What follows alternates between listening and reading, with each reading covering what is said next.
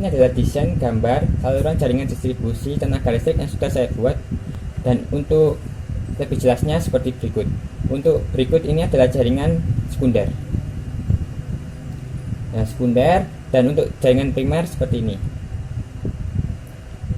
Dan saluran distribusi yang saya buat ini menggunakan saluran distribusi tipe ring. Kenapa menggunakan tipe ring? Selain untuk syarat sertifikasi, dan juga tipe ring ini mempunyai kehandalan, yaitu lebih handal daripada tipe sebelumnya, yaitu tipe radial. Tipe ring ini kenapa dia dibilang handal? Karena pada jaringan di sini tidak mati atau tidak keluar, tidak bisa masukkan daya, maka jaringan di sini tidak pasti mati.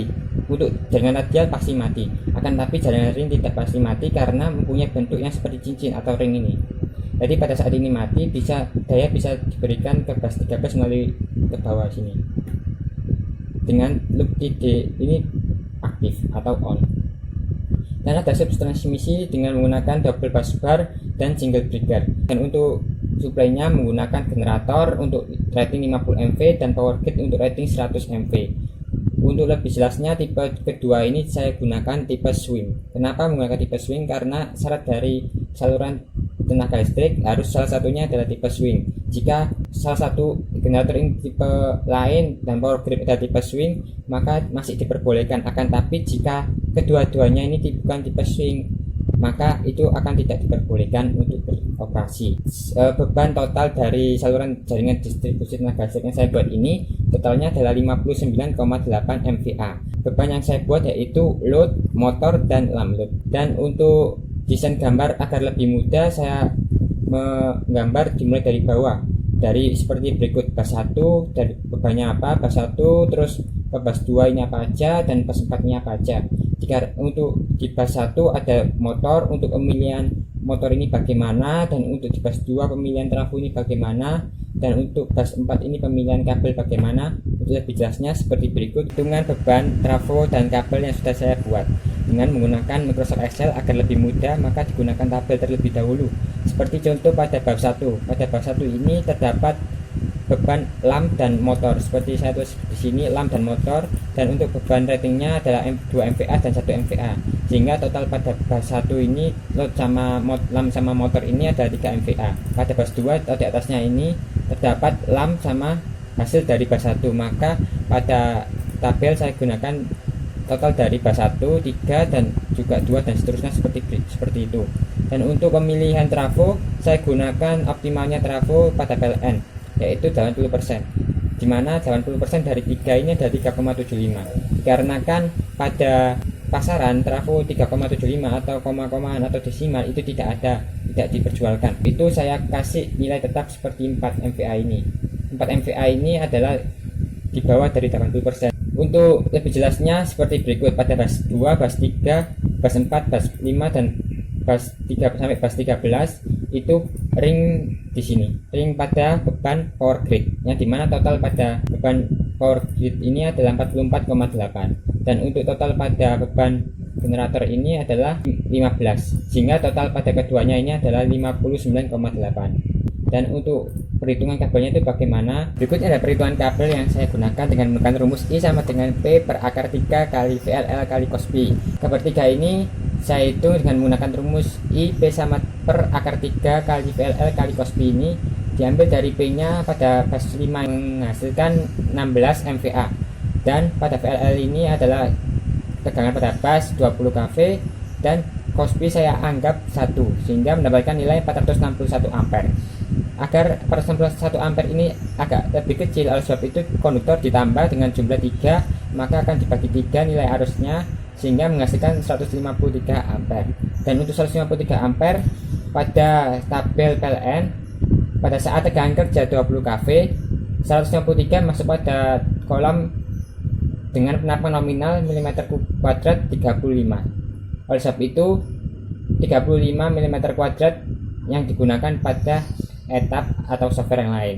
Dan juga bisa dengan menggunakan rumus lain atau penambahan dikali 1,5 dengan hasil 691 ampere, dan dikarenakan terlalu tinggi maka dibagi juga 3 konduktor, maka bertemu dengan 230 ampere, maka akan bertemu dengan penampang nominal 70 mm².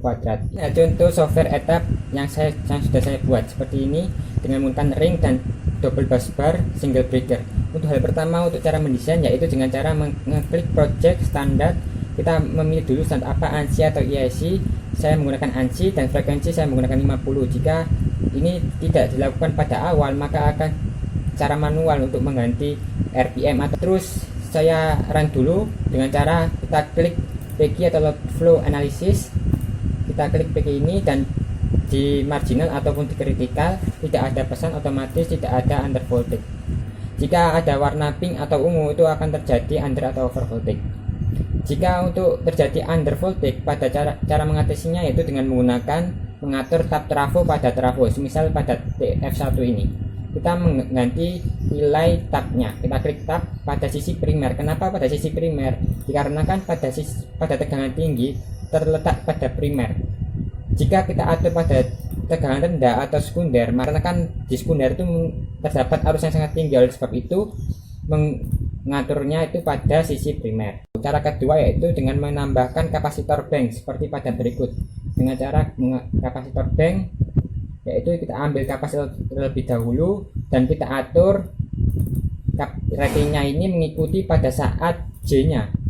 Pada saat kita PG, J nya ini misal pada trafo sini TF1 1578, kita kembali pada pensil, kita ratingkan 1578. Akan tetapi agar optimal, oleh sebab itu kita kasih 100 tetapi jumlahnya itu 15. Ini lebih baik daripada jumlahnya 1 dan kapasitor banknya ini adalah 1500. Oleh sebab itu lebih baik pakai yang ini. Dan cara lain yaitu edging atau pelepasan beban dengan cara seperti berikut. Semisal pada motor 1 ini ada kita pelepasan beban dengan cara out, service ini adalah out, akan gambarnya seperti berikut. Ini adalah cara untuk pelepasan beban, dan biasanya ini pada secara real ini terjadi di perumahan, tidak terjadi pada rumah sakit atau istana negara, dikarenakan rumah sakit dan istana negara itu adalah opsi yang terakhir. Dan cara selanjutnya adalah cara menyeting kabel, seperti klik 2 kali, kita klik library, kita kasih yang cari, saya ketemunya itu di 497 matrix frekuensi 50, di sini ada 20 kV. Terus saya atur dengan 70 MV dan kita klik OK. Terus konduktornya adalah 1 dan ini adalah panjangnya. Yang tadi kita sudah mengatur pada sisi sini kan. Kita lihat lagi yang tadi 3C menurut perhitungan, terus jika library 50 dan 70. Ini secara perhitungannya tadi. Dan untuk selanjutnya saya ingin menerangkan tentang swing pembangkit. Ini adalah pembangkit, saya kasih operation mode-nya swing baik di generator maupun di power grid. Jika saya gunakan voltage control dan sisi ini saya open atau saya close, saya hubungkan, maka akan timbul under excited ataupun under power seperti pada berikut. Under excited ini sudah tidak under power dikarenakan powernya sudah saya atur dengan cara mengatur di sininya, desain rating 40 nya ini. Untuk menghilangkan under excited itu akan dirubah dengan menggunakan mVar control, sehingga ratingnya ini akan muncul mVar control, saya kasih 0,5. terus pada saat di running maka akan hilang. Akan tetapi itu berlaku pada salah satu jika ada yang swing. Kalau tidak ada yang swing, seperti contoh ini mVar dan ini PLN ini saya kasih voltage control, maka tidak ada arus atau error karena tidak memenuhi syarat. Sebab itu terima kasih sudah mendengarkan presentasi kali ini. Mohon maaf apabila ada kesalahan kata. Assalamualaikum warahmatullahi wabarakatuh.